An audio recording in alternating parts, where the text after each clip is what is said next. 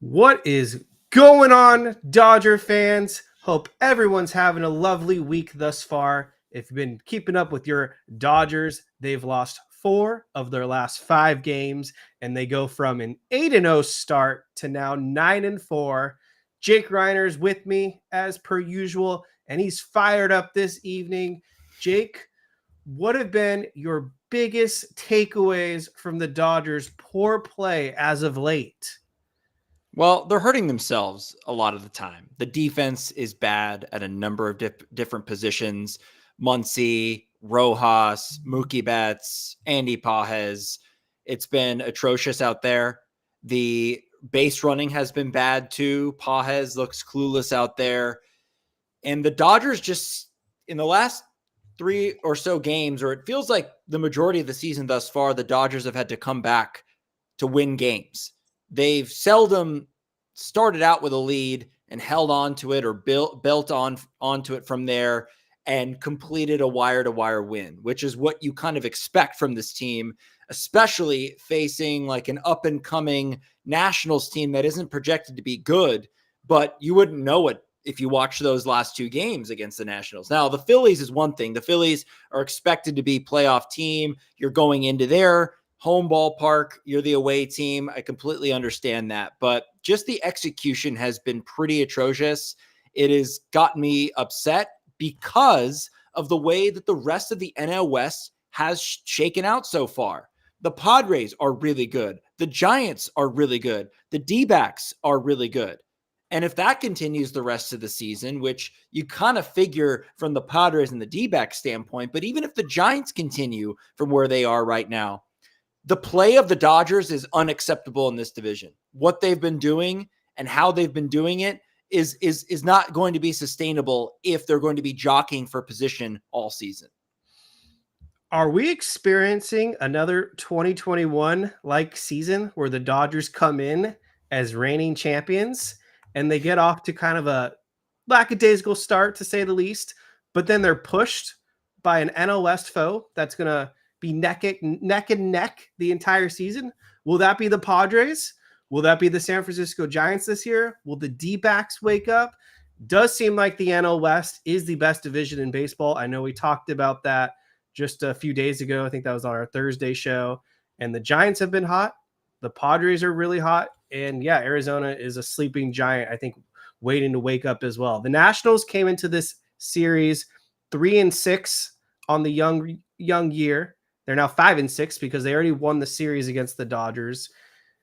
They're now 5-6, and as I mentioned, the Dodgers dropped to 9-4.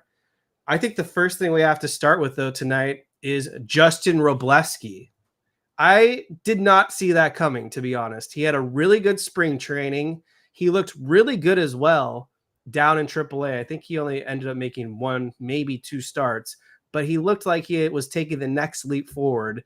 And this was just a huge monumental step backwards.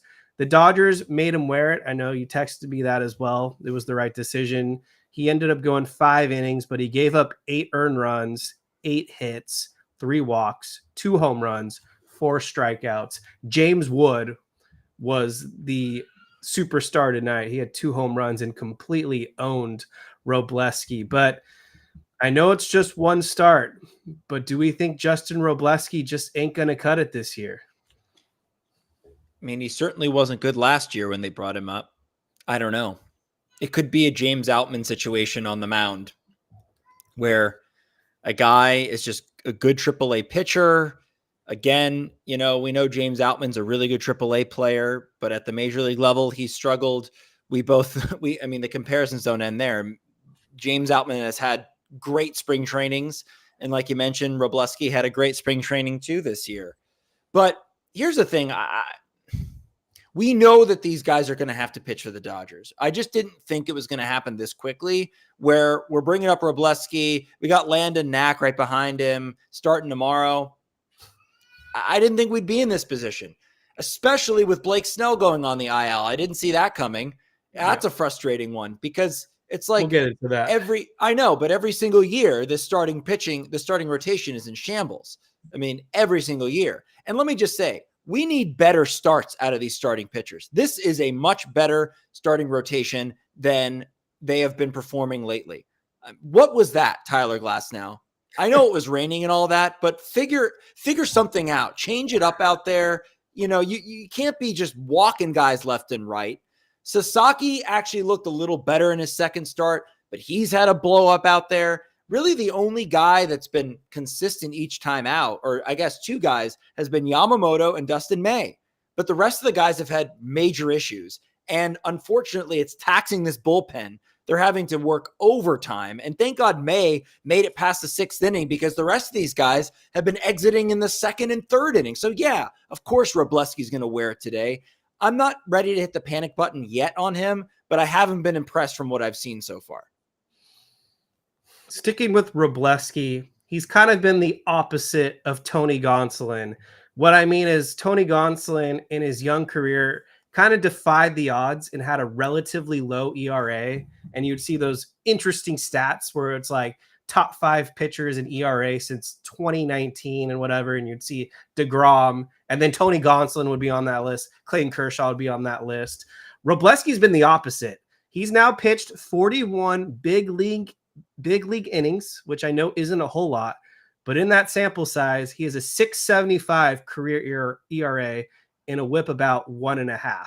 And today was just another example of him getting completely shelled.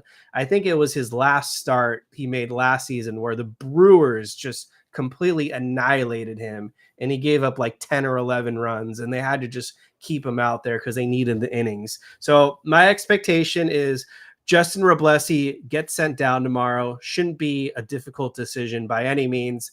Landon Knack has already been announced as the Dodgers starter, so they'll probably swap Wrobleski out, Knack in, and we'll see how long Knack is able to hold his own in their Dodgers rotation. But I see some of you in the chat. We got Kenny Chung, not a big Wrobleski guy either. He has some concerns about him. Appreciate everyone tuning in. Hit that like button. I got to say, though, Jake, I'm good with some of these Dodgers being on the IL right now, because keep their innings down. I wish Tyler Glasnow was on the IL just in bubble wrap. I would love to see it just say Dodgers place Tyler Glasnow on the 15-day IL parentheses bubble wrap, because that's a guy they need in the second half. Blake Snell, if they want to give him 2 months off, I'm good with it, because we need him in the second half. Yamamoto seems to be that guy that he's the bona fide ace at this point. He goes out there, he's just consistent. He's going 6 innings plus every time, and he's keeping the Dodgers in the game. Dustin May has some control issues, but so far in his first 2 starts, he's looked impressive, and he looks like a solid major league pitcher. But yeah, Wrobleski's not getting it done. Roki Sasaki has been pretty inconsistent. So some of these younger guys need to step it up. I will push back on that Tyler Glasnow analysis, because I feel like the rain really messed him up. It was kind of bullshit, in my opinion, that the Phillies put him in a position where it started to rain a little bit harder than it was in the first 2 innings. And I don't know if Tyler Glasnow was aware of the rules, or the Phillies denied him of the opportunity to pause the game so that they could resurface the mound so that he could have a better footing. But that just seemed like a combination of wet ball. So this is a guy that is very dependent on good grip, and the mound having terrible footing. And he just didn't have command. It wasn't like he was giving up home runs. He was just giving up walks. His velocity was down. And when they took Glasnow out of the game, that's when it set up the Alex Vesia to Nick Castellanos at bat. And that was the grand slam. And unfortunately for Glasnow's detriment, he had to eat 3 of those runs. Well, here's the thing. Look, I'm not saying that if Glasnow had called time and tried to fix the mound issues, that he all of a sudden would have been a better pitcher, because you still got to deal with the rain and the moisture and all of that. And I understand it. They're difficult conditions. But 2 things I know for certain. 1, Tyler Glasnow is a veteran pitcher. He should know the rules. He should at least try to stop the game and pause it and say, hey, this mound is screwed up. Or the second thing is, why not Dave Roberts? Where's he at? Call time. Take a look at the mound. Fix it. They did that for the Phillies. They did that for Sanchez on the other side, but not for Glasnow. I'm not saying that would have changed everything, but I think, let's go. I even Rick Monday made the point on AM 570. Like, he should have known better. Here's the deal, though. It's too many things that are happening where the Dodgers aren't getting good starting pitching, and they're just playing from behind all game. Every single game, it feels like they've got to come back. And this offense does have the ability to do that, and they've almost done it a few more times in these losses. But it's just, to me, obviously not a sustainable way to win games. I know that they're going to clear some of this up, but there are some players on this team. I really would like to get into this with you, Kevin, but there are some players on this team that do not deserve to be on this roster. Given the landscape of the NL West, it is what we've been saying is the toughest division in baseball. It's proven that over the first couple of weeks here of the season. There are players on this team that are dead weight. And I think as the season progresses, I know you need bodies. I know you need players to step up. Like Freddie Freeman being out isn't helping. But at the same time, it's like these guys are actually hurting this team. Like Pages hurting this team. You could make an argument that he cost us runs and wins during this bad stretch because of his bad outfield play, bad base running, and bad hitting. Oh, we have plenty to talk about when it comes to Andy Pages. Don't you worry about any of that. But I do want to point out some of the other guys that are struggling. It hurts that Freddie Freeman is out. It hurts because Kike Hernandez has been pretty much the everyday first baseman, and Kike Hernandez is hitting 111 with on-base percentage of 154. He has 4 hits this season, and you know how many of those hits are home runs? 4 home runs. So he's literally been a one-dimensional player. And I'm not here to rip Kike Hernandez because we all know what his role is. He is that utility bench guy that we randomly expect to come through in October when he's Kike Tober. But the facts speak for themselves. In the regular season, Kike Hernandez is not an everyday first baseman by any means. And there's been a few balls thrown his way. Some of them he's able to pick out successfully. Others, I feel like he drops. But yeah, Kike Hernandez has been dreadful with the bat. Another guy that's been awful off the bench as well has to be Miguel Rojas. And he butchered a pretty routine error yesterday. So that hurt when he was at second base and Tommy Edman was in center field. Miguel Rojas is hitting 125 with a 285 OPS. A 285 OPS. Miguel Rojas has been pretty bad this season. And then Chris Taylor, he's had a few plate appearances as well. He's batting 143. You've got Max Muncy hitting 190. And of his 42 at-bats, 18 of them have been strikeouts. So Max Muncy is also struggling. I mean, the whole team as a whole, if you do the numbers, outside of Will Smith and Betts and Ohtani and Teoscar, I guess, they're not hitting very well as a team. Conforto's been contributing. He's been contributing, but he's got a 235 batting average, but a 910 OPS. So you'll take that. Yeah, look, here's the thing. I think the Kike Hernandez thing I don't care about because, number one, you're not expecting production in the regular season. You're not expecting him to be an everyday player. And number two, Freddie Freeman's out. So you know that when Freddie's back, he's going to be playing every day. And this is kind of uncharacteristic how injured he's been recently. But, you know, he's getting up there in age. And so it's understandable. So the Kike thing is not as important to me as Andy Pages, because that to me is a lot of our issues right now, because you've got so many guys playing out of position. And that's a huge issue when you're talking about your shortstop, your second baseman, and your center fielder. Because if Edman can't play second base because Pages can't play center, then you're sacrificing one of those two positions. Not to mention what's going on at shortstop with Mookie, who isn't a shortstop. We've been talking about this ad nauseum in the offseason, how I hated this whole configuration. I just hate it. And it's playing out as badly as I thought it might. I was hoping for better. I was also hoping to be wrong, but that's not the case. Pages needs to be sent down at the very least. Give James Outman a run. Give Hae-Sung Kim a run. Those guys actually can play a position and play defense. Pages is not providing you anything offensively or defensively. So he's kind of useless out there. Pass on Outman. He's hitting 154 down in AAA. If you're hitting 154 in AAA, imagine what happens if you come up to the big leagues. He'll hit half that. So pass on Outman. I think the other guy that you named has to be the guy that they're calling up. And maybe they're saving him for Dodger Stadium so that he has the warm welcome and the warmer weather and momentum of the crowd behind him. But I think Hae-Sung Kim is on his way up very soon. He's been playing center field the last couple of days, so clearly the Dodgers are testing him out to fulfill that need, because I do think they want Tommy Edman at second base because he's just such a good defender in that role.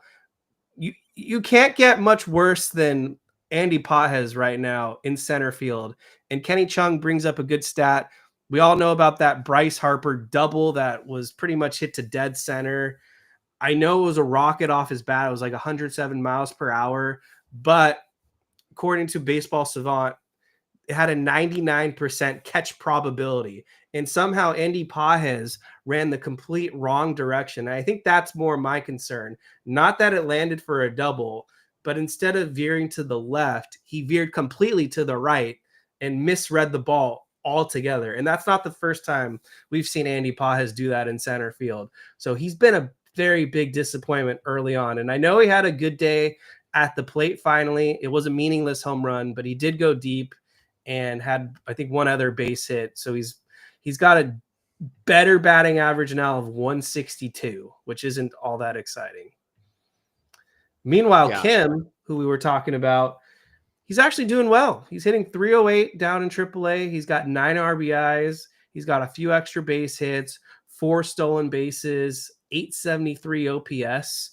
And it looks like the Dodgers have kind of retooled his swing. And we would love to see Kim be a factor this season. I would definitely love to see that. Talking about that Bryce Harper play, I agree with you, Kevin. It was the fact that he had no idea how to track the ball. And that's been my issue with him the entire time he's played center field. How many times does he think it's going one way and do like a 360 and not even know what direction to even start going? And if you don't know what direction to start going, there's no way in hell you're going to be able to catch the baseball. It's mind-blowing. It is mind-blowing how bad he is as an outfielder in center field. I can't wrap my head around it. This guy is a major league outfielder for the Dodgers. There's nobody. Dave Roberts is a center fielder. You're telling me that there's nobody on that coaching staff that can teach him how to catch a fly ball and track it? It's ridiculous. I don't want to watch this guy play center field anymore. I just don't. I don't want to see this experiment. I want him sent down, work on it in AAA, and when you prove you can track a fly ball and make routine plays, then you come back up, but not before. It's ridiculous. It is ridiculous to watch someone like that play center field. He had a -8 defensive runs saved in center field last season, off to a -1 start this season. And he's played 10, 11, 12 games. So not a good start there for Pages. Yeah, unacceptable. I got another complaint. Why is Hunter Fiducia on this big league roster if they're not going to throw him a bone and catch at least one game? Why on earth are we starting Austin Barnes, a right-handed bat, against right-handed pitching? Austin Barnes is now 0 for 10 on the season, and he can't throw anyone out. You've got Hunter Fiducia, a left-handed bat, who's proven that he's a decent hitter in the small vacuums that we've seen with him. And on top of that, he's familiar with a guy in Justin Wrobleksi because they've spent some time down in the minors being a battery, even going into this season. And you got Austin Barnes, who is an automatic out. I don't get the Barnes love fest anymore. Why not just keep Austin Barnes on the roster right now and give Hunter Fiducia a start? There's no value added with giving Austin Barnes a start right now. Yeah, I listen, you're preaching to the choir here. Austin Barnes, to me, has stuck around a couple of seasons too long. But like I said, like I've been saying, they love him in that clubhouse. There's got to be something that he does that is positive. You know that the pitchers like to work with him. That could be a thing. As soon as they, implemented Barnes as Yamamoto's catcher, he's changed the way he's performing. I know you're big on that. That was kind of the thing with Kershaw too and Barnes. They had a connection there. But to me, it's like, that to me is not as important as getting at least some semblance of an offensive production from the catching position. You got to have something. To me, there's too many automatic outs in this lineup to where if you bench Smith because you have to, because he's the catcher and they don't want to wear him out in the second half because we know he struggles in the second half. So you have to start Barnes. That means you're taking a massive bat out of the lineup, adding an automatic out in there. And then you've got Pages, who's also an automatic out. And then you got to start Rojas or Kike Hernandez, also kind of automatic outs unless Kike runs into one. It's just a tough way to reconfigure the bottom of your order when you're getting no production and not even no production, just not even getting on base. And that's the whole point of the bottom of the order. You got to get on base for Ohtani, Betts, and Teoscar Hernandez and Will Smith, but they're just not doing that. You add Austin Barnes into that mix, it gets even worse.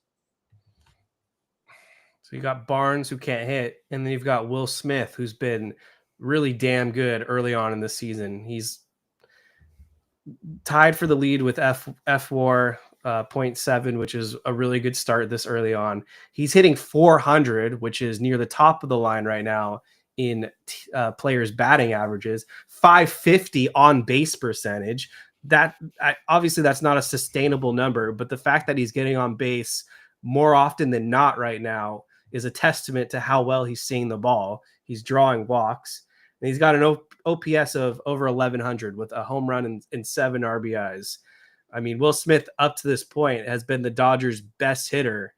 He's feeling himself. And like you said, they've got to find a way to keep him fresh and healthy in the second half, because historically that's when he just completely falls off.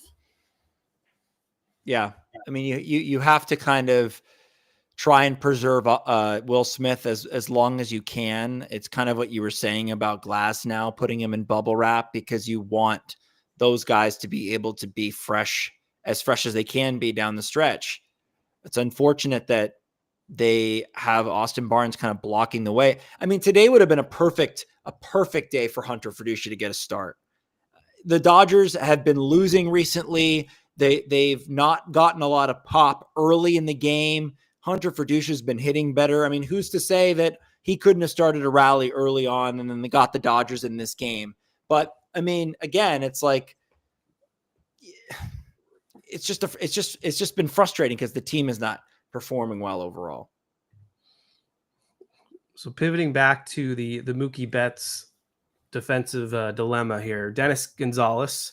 And this is a shout out to anyone else. If you have a question for us, drop it below in the chat. Hit that like button while you're here as well and drop some questions. What's the chance Mookie gets moved to second or back to right field? I don't know. I hope it's high, because I don't understand it. I just don't understand it. You're the Dodgers. Get a freaking shortstop. Anybody. Like figure this out. They don't even need a shortstop. They've got Tommy Edman, in my opinion, if they really need to put someone at that position.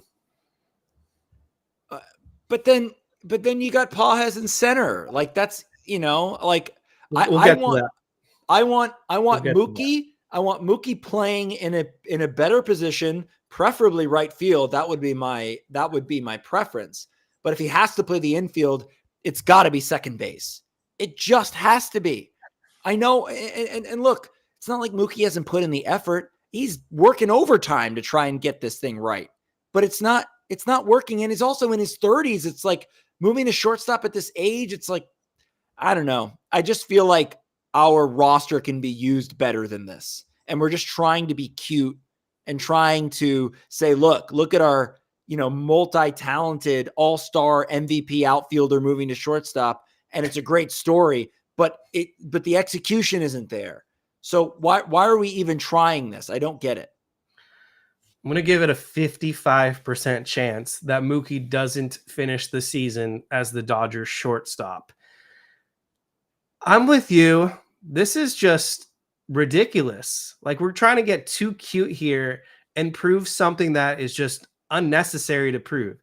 You've got one of the game's all-time best defensive right fielders who essentially got bored with the position and claims that playing right field takes a toll on his body. When I look at it and say, I would say shortstop is much harder to play than right field. Is it really that big of a difference on your body to run from out of right field than versus shortstop? Like, is that 180-foot jog every inning that that big of an impact on you? Because I have a really hard time believing that. Shortstop, you got to be diving, you've got to be on your toes. It seems way harder to me than playing right field. And the way the Dodgers are assembled right now, they can't move Mookie Betts to right field because Michael Conforto is a corner outfielder. Teoscar Hernandez is a corner outfielder. I don't trust either of them playing center field.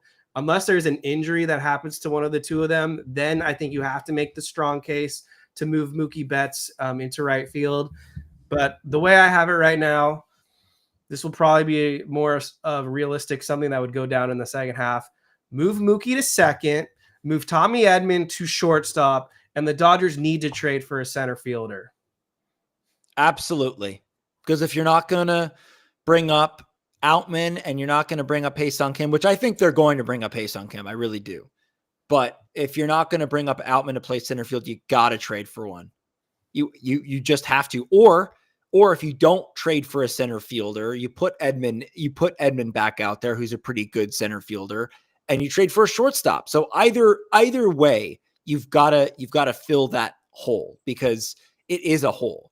And even Miguel Rojas, who is a pretty good defensive shortstop, a pretty good defensive infielder, has been bad defensively this year. And granted, he's played a lot of second base, and maybe he's not so used to that, but still, you can't justify Miguel Rojas on the field with that bat too. That is just, you just can't.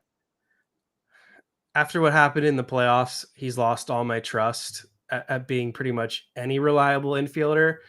And maybe it's just age and injuries that caught up to Miguel Rojas, but at 36, I just don't expect him to be what he once was. And I wouldn't be surprised if even he gets removed off the roster, whether it's a phantom 60-day IL or they trade him before Chris Taylor, because Miguel Rojas isn't actually doing anything better than what Chris Taylor's doing, in my opinion. And at least the difference between the two of them is we've seen Chris Taylor have some moments in the playoffs. We haven't seen a semblance of that from Miguel Rojas. Like, cool, you're a great locker room teammate, but it's not enough for me. And he's been awful defensively in a small sample this season. He's been even worse with the bat, and he's slow. So he does nothing for the Dodgers right now. Yeah. Like I said, there's just too much dead weight on this roster right now to compete in this NL West. And the Dodgers need to start cutting the fat. I do think Kim, when he does get called up, I don't expect him to be everyday material. He might be their new utility toy and get starts here and there. But I do think the Dodgers have to look at the market come July, see what center fielder options are out there. Luis Robert Jr. is the cream of the crop. Maybe the Dodgers go back to that well and they try to bring him in. Garrett Mitchell of the Milwaukee Brewers is someone I think would be an awesome ad for the Dodgers. He's got some years of control, though, so it'd be much tougher to lure him in. And then Lars Nootbaar, he feels like a natural fit for the Dodgers as well. He has the ability to play some center field and, of course, has that connection with Shohei Ohtani, Yoshinobu Yamamoto, and Roki Sasaki, because he was also on that World Baseball Classic Japanese winning roster. And we saw Tommy Edman come over from the Cardinals and thrive. No doubt in my mind, you bring Lars Nootbaar over from the Cardinals, he would probably also thrive as well. And he's been a pretty good top of the order guy in the duration of his career. Let's do a quick shout out to our friends over at Health Aid, who sent us a bunch of awesome stuff over the weekend. Got a box for Jake lined up as well, but I just want to give him a shout out on the live stream. Dodgers Health Aid Kombucha. This is the pink lady apple flavor. You can get these cans, I'm pretty sure, at any convenient grocery store. I know for a fact they're at Whole Foods, but this is delicious. I'm not a foam finger guy, but we've got foam fingers here. Sweaters for both of us. Dodgers edition. Health Aid coming through. This box is full of all kinds of fun stuff. We've got a hat. What is this? Looks like a little helmet in here. Yeah. Thank you, Health Aid. Your Vanna White skills are off the charts, Kevin. love the way you presented that. But yeah, I'm challenging our listeners right now. If you got questions from us, drop those questions. If you want to vent away, drop your venting. We're here for you. It's still really early in the Dodgers season. I am not panicking, I should say. I will say, though, let's get into Blake Snell. I am a little nervous about this injury. The reports are he's been dealing with shoulder soreness for over 3 weeks now. Why are we just finding out that he's been pitching on a sore shoulder, especially in a game that didn't count? He pitched in that exhibition series in Japan. Why are we pitching Blake Snell, who's dealing with some soreness, in a game that's meaningless? I don't get that move. That explains, I guess, the erratic command, though, of Blake Snell. And now he goes on the IL with the shoulder soreness on his pitching shoulder, 15-day IL. Yeah, I am very, very, very worried because this is uncharacteristic of Blake Snell. He is, by all accounts, an Iron Man. He has pitched a ton of innings in his career and is one of the most durable starting pitchers in baseball. And that's saying a lot. And I think that is a big reason why the Dodgers signed him, because they've been dealing with issues with the starting rotation and injuries for the past several seasons. Every year, it's like the Dodgers are, they've got an all-star pitching rotation on the IL. And right now, it's Kershaw, it's Snell, and they've got a bunch of really good relievers that are still out. So the Dodgers have a pitching health problem. I don't know why, with all the resources and just the innovation that the Dodgers have in their organization, that they're not able to mitigate this in some way. It is very frustrating. And to your point, Kevin, as to why we didn't find out sooner, are you really surprised by that? That happens all the time with this team. They are not forthright about these injuries. And oftentimes Dave Roberts will mention something isn't that bad. You come to find out, yeah, not only was it that bad, it was actually worse. So I am very worried about this because of the track record and the history of this team with these kinds of injuries. So I'm going to tread lightly. I'm going to wait and see what the actual diagnosis is in terms of how long Blake Snell is going to be out. If you're watching the game today, or, I don't know why you would be, it was a disgusting game, but I was watching to prep for this podcast as I was getting angrier and angrier watching the game. But Kirsten Watson had a report that basically said their expectation is that Snell's only going to be out for a couple starts and that he's going to be back soon. I don't buy that at all. Yeah, I don't either. I would say best case scenario, he's back. I think they put him on the IL as of April 3rd, I want to say. I think that's the date. Best case scenario, 1 month from that date. So May 3rd or whatever, exactly 30 days out from them placing him on the IL. I think that best case scenario is you get Blake Snell in 1 month. I don't buy that they're just going to reactivate him off the IL after missing 2 or 3 starts. I think that he would go down to Rancho Cucamonga or Oklahoma City, rehab for a start or two to make sure that his shoulder is in line and that he's got his mechanics forthright, because I think he's going to miss a little bit more extended time than the Dodgers are leading on to be, because what good does it do to rush him back? Now, I'm sorry if you bet on him to win the Cy Young Award, because that bet is probably cooked at this point, and he's probably not going to lead the Dodgers in innings pitched unless we get a drastic amount of injuries. But you got to take your time with him. Like I was saying earlier, we don't need Blake Snell to pitch in April. We don't really need him to pitch in May. We just need Blake Snell down the stretch and in the playoffs, and that's all I want to see from him. And we're paying him 35 to 40 million a year. Cut those starts in half. So good for Snell. He's making more money for less starts. I only care about what he does in the postseason, to be honest. Same. I just hope that he's healthy. It's just been a lot of injuries to begin this young season. And I know maybe some of it factors into them having a longer 2024 playing in the World Series, but we've seen Freddie Freeman miss more time than ever this early on in the season, probably ever in his career, because the guy is never injured. And he had that shower slip, and now he's missing some time.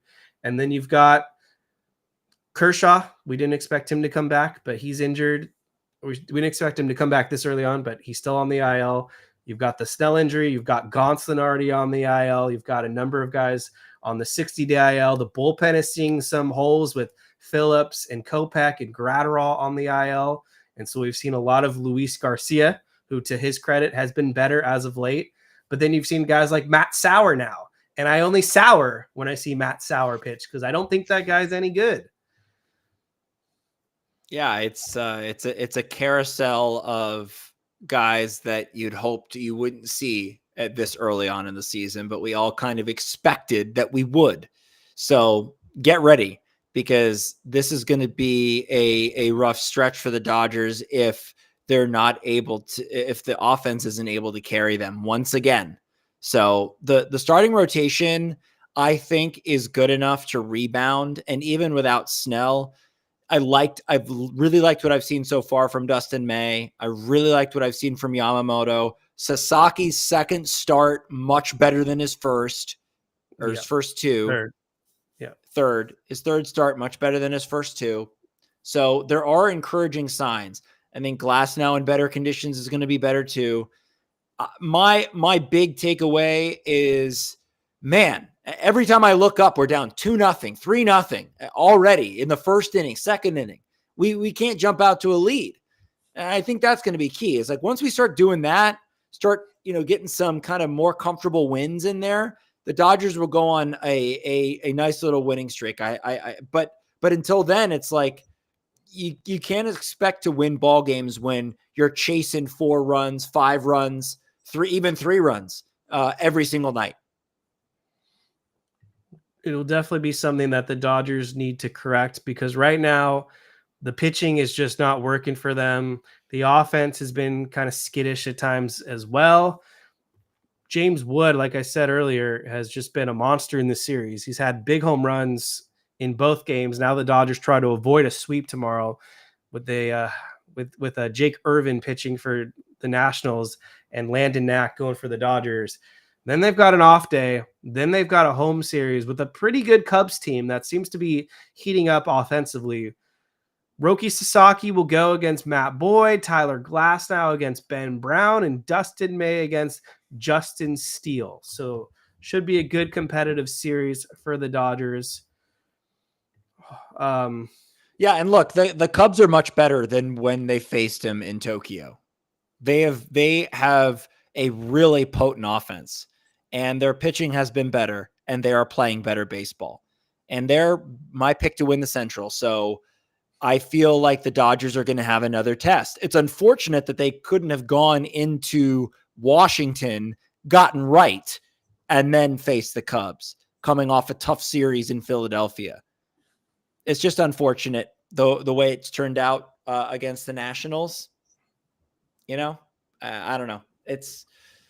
Look, I'm not panicking right now. Like, I'm really not. Like, this is just me, like, blowing off steam and being angry watching these games because they're frustrating to watch. But overall, I'm not worried about this team. This team's going to figure it out. They've just got to play better. Eric Flores, did Kevin have a good zinger for the 3 Muncy Ks? I only kind of mentioned it in passing, but Max Muncy didn't have a good day today, but he's on my good side right now because he did have that clutch double in the Phillies series. He might have been a pinch hitter too. I can't remember.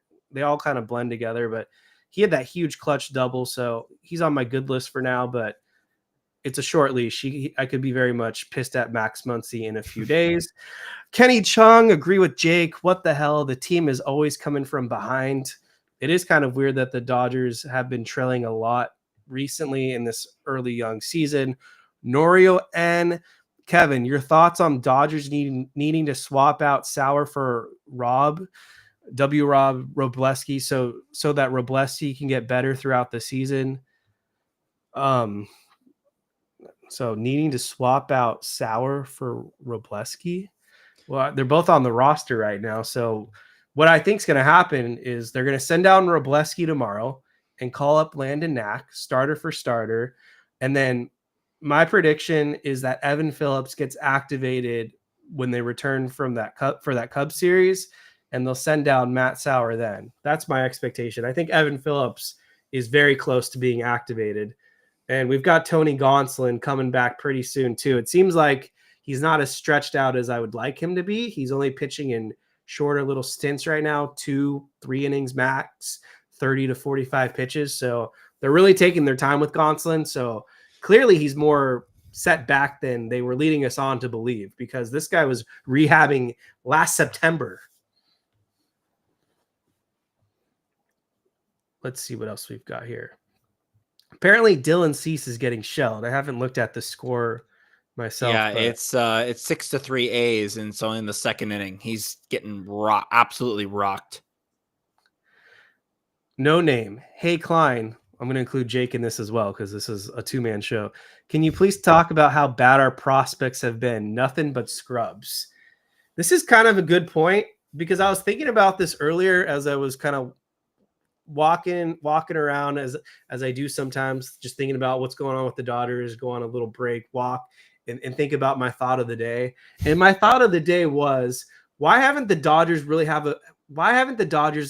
had a productive hitting prospect flourish in the majors consistently since Will Smith? We've got all these hyped up prospects.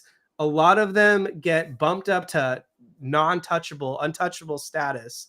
And then we give them their opportunities and they stink. Gavin Lux, bust overall considering the hype he had. Miguel Vargas was a disaster. James Outman couldn't hit water if he fell out of a boat right now. You've got Diego Cartaya, who was the top prospect in the Dodgers' entire pipeline. Couldn't even make it to the majors as a Dodger. They had to trade him for a nobody. Andy Pages showed some flashes, but this season hasn't looked good, and he doesn't have any confidence out there in center field. The list goes on, but yeah, Michael Busch wasn't particularly good for us. There was another one, and they couldn't find a spot for him because he was a liability on defense. So what is going on with that? I don't know. I feel like you've been making that point for a few seasons now since, Will Smith. It's like, it is weird.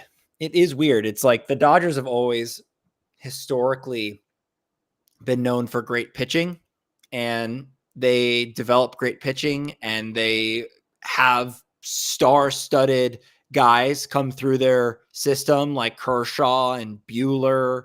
They've developed Yamamoto. They are developing Sasaki. I mean, they really do a great job with pitchers. Now, the health of the pitchers is another story, which they don't do so well on. I don't know what it is about the hitting. We've complained about hitting in the past when it's come to the playoffs and not being able to hit well there, like excluding last season, obviously. But the struggles in the playoffs it was like we were trying to see if maybe they could get rid of Van Scoyoc, get a new hitting coach in there to see if someone else might be able to come in there and figure it out. Of course, that's a non-factor now because they won the World Series.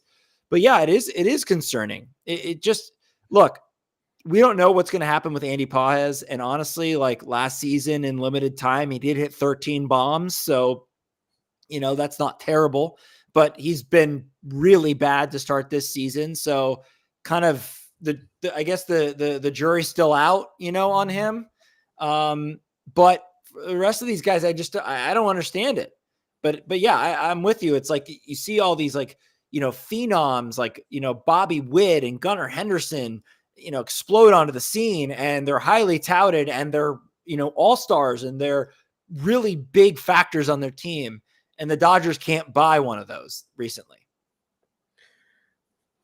We went from a period where Corey Seager, Cody Bellinger were back-to-back rookie of the years to now we can't even really find one outside of Will Smith, who was pretty good his rookie season.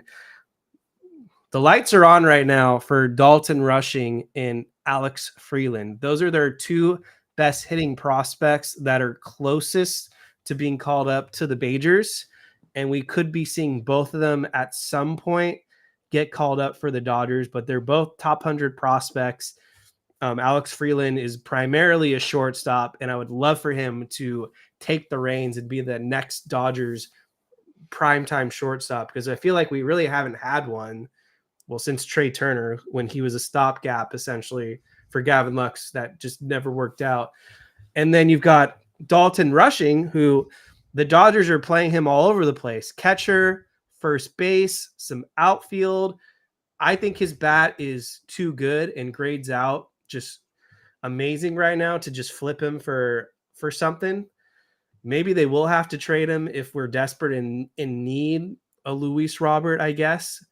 But I do want to see Dalton Rushing get an opportunity with the Dodgers at the show level to see what he's got. And maybe he can break that barrier, and we'll find a way to get him in the lineup, whether it's catching with Smith and they split them, or they move Rushing or Smith to third next season. I do think the Dodgers will have some flexibility there. But I don't want to give up on Rushing just yet. I know that some people have thrown his name in the let's trade him while his value is high circle. I'm not going to say like he's untouchable, but it would have to be the right piece. Yeah. Anything else, Jake, that we need to cover? No, I think we pretty much covered it. Again, my frustrations are fleeting because this is a very long season, and so I'm sure I'll get over this when the Dodgers win over 100 games, and this doesn't matter, these games in April. But we definitely are seeing some of the holes in this roster so far, and I'm glad that we're seeing this now so that it can be corrected, in the interim and also down the line at the trade deadline. Pitching, I'm just hoping that these guys can stay healthy, and if they are going to get hurt, like you said with Blake Snell, I'm happy that it's happening now and not like right before the playoffs. So yeah, it is a bad stretch. Hopefully it'll, well, I'm not saying hopefully. I know it's going to turn around. This team is too good for it not to. But they got a lot of things to clean up, and it comes down to a lot of fundamentals, running the bases, making the routine plays, not stealing bases late in games when you're down a run and you can't afford an out on the base paths. I'm looking at you, Shohei Ohtani. I'm looking at you, Chris Taylor. That can't happen. When you're trying to win ball games and you're having to come back, you can't have outs like that on the bases. Andy Pages know what to do when there's less than 2 outs, you're at third base and a line drive occurs. Know what to do. Head back to the bag. Don't get caught off and doubled off third. A lot of that stuff, it can be cleaned up and needs to be cleaned up. I'm willing to give Andy Pages the homestand, and then we can reevaluate what to do with him. I don't know what the Dodgers' patience level is going to be. They sent down James Outman relatively fast last season. Let me see if I can find the exact date when they sent him down. May 17th, 2024. That's when they sent him down to Oklahoma City, it looks like, if Google AI is correct. Will the Dodgers give Andy Pages that same leeway? May 17th, that's over 30 days away. That feels like a long time from now. I don't even remember James Outman being up for that long last season, if I'm being quite honest. I feel like it was such a blip. Like he was there for a second and then they sent him down. Like I remember him being in the Korea series lineup, but then I feel like it was a complete blur with James Outman last season. Yeah. In terms of what was I going to say? So yeah, in terms of Andy Pages, I agree. The base running is atrocious. The fielding has been a circus out there. I'll give him one more homestand. We'll see where he's at. I feel like the Dodgers are probably going to be more patient than we're willing to be. They were willing to be patient with Gavin Lux. They were clearly patient with James Outman in that scenario. They Well, never. I think they kind of have to be patient at this point because there aren't a lot of options unless you send them down. And I think that's kind of the calculation at this point. Just want to give a few Dodgers their flowers real quick on the pitching end. I know we touched upon some guys that have been not so good, but shout out to Ben Kasparius. No earned runs given up this season. He's pitched 9 innings. He's got 9 strikeouts. He's holding the opposition to a 156 batting average and a .78 whip. He's been filthy out there.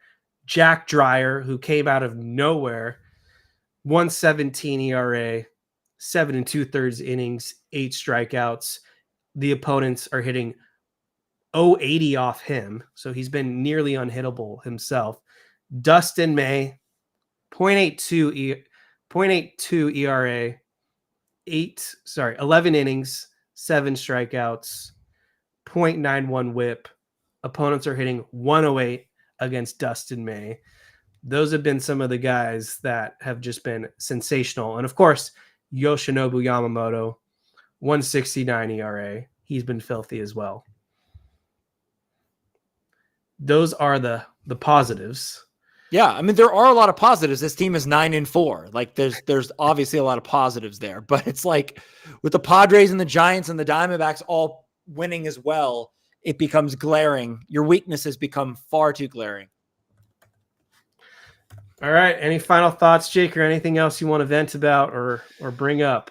No, I think I'm spent on this one, Kevin. I've had enough of watching James Wood just destroy our team. Do you watch White Lotus? I do. Did you watch the finale? I did. We should probably hold back on spoilers, but quick thoughts. I did not like the finale. Oh. And I felt that there were a lot. I mean, I can't go into details as to why, because then it's going to give away some stuff, but I felt like there was a lot of things that were unearned and stupid the way that they did it. That's my take. I loved it. I thought this season was fantastic. Big fan of the ending. I liked how everything worked out. You'd be in the minority though, Kevin, because a lot of people don't like this season as compared to the other ones. Like my favorite, I think my favorite season was season 2, and I would rank them like season 2, then 1, then 3. But a lot of people did not like this season, and I liked parts of it. I liked parts of it, but I just felt like it dragged on a little too long, and I felt like some of the ending stuff was just not earned for me.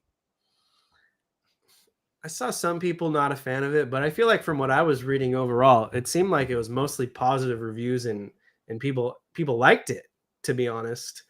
I would rank this in the middle. I think season 1 was still the best season, and I would go with the Sicily one to be last, to be honest. I liked it at times, but I also felt it was very repetitive, especially the whole Aubrey Plaza and her boyfriend and that whole their couple friend. I didn't really like that gang, to be honest. One thing I will say, why didn't Tim Ratliff clean the blender? Why didn't Lockie clean the blender? Hello? What? That's all I'm going to say. Why didn't that happen? They were very, very lazy. But come on. That would never happen, especially if your father. Well, I'm not going to get into it. I have an actual full-on rant about this, but maybe we save it for like another week until people have had a chance to see it. Okay. Sounds good. Here's your question, Jake, and then I'll give my final thoughts and we're done. Los Dodgers World Series champs. Hey, Jake, this Dodgers team is too reliant on the home run ball. Man, these guys don't hit for contact, and if they do, it's not consistent. I mean, look, this is the way that the Dodgers are built. It's the thing that we were talking about all last season. It was the one thing that I was worried about in the postseason. But they not only slugged, they did the little things too. There were a lot of small ball sacrifice flies, scratching runs across when they could. That's the style of baseball that I think, needs to be a part of your arsenal if you're a winning team, not just the power. But yeah, this is what this team is built on. It is boom or bust. And they're not creating a lot of runs on the bases. They have to be better base runners, though. That's definitely something that I have noticed is that their base running has been terrible. So they need to get better at that. But yeah, I mean, that's just the way this Dodgers team is. That's the way it's going to be. I just hope, again, when we get to October, you kind of change the way you play baseball, because October is much different than the regular season. My final thoughts are pretty to the point. My panic level is still a 0. They're 9-4 at the end of the day. They're going to clean up some of these gaps they have right now. Like the Dodgers don't mess around. They DFA'd Ryan Brazier, who at this point in time looks like they could use Ryan Brazier right now. I haven't looked up his stats on the season, but if they were willing to DFA a guy that was good as a relief pitcher in their tenure, you best believe they're going to cut some of the fat later on this season. They did that last year. They got rid of Freddie Freeman's best friend with Jason Hayward. They know they can win 95 to 105 games in their sleep, and they've already got 9 wins in April. They just have to play subpar 550 ball or so, and then they're going to really kick it into the next gear. So give it time. Yeah, it sucks losing 2 series in a row, but the Dodgers are going to get hot. When it heats up, Ohtani's going to go nuclear. We're going to get Freddie Freeman back. Teoscar Hernandez will have his big series, and Conforto, Edman, they've got a lot of good role players. So I'm not worried. The pitching I am worried about for them staying healthy, though. So I will continue to bite my nails there. But appreciate everyone tuning in. And for those watching on YouTube, drop a comment below. What would you do with Andy Pages? And for those listening on the audio feed, rate and review this episode.